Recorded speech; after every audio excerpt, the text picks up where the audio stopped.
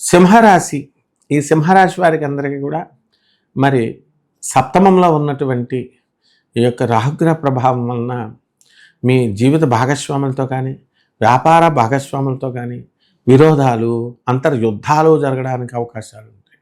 కేతుగ్రహము జన్మంలో ఉన్నటువంటి కారణంగా అధికమైనటువంటి కోపాలు వచ్చేస్తాయి, మీకు పట్టుదలలు పెరిగిపోతాయి, జీవితం అంతా కూడా నిరాశాజనకంగా ఉంటుంది. అలాగే జీవితాలు త్యాగం చేసినటువంటి వాళ్ళు తమ ఆశయాల కోసం, అటువంటి వాళ్ళందరూ కూడా ఈ యొక్క వారంలో తమ ఆశయాలను నెరవేర్చుకునే దిశగా వీళ్ళు ప్రయత్నించడము నెరవేర్చుకోగలుగుతారు.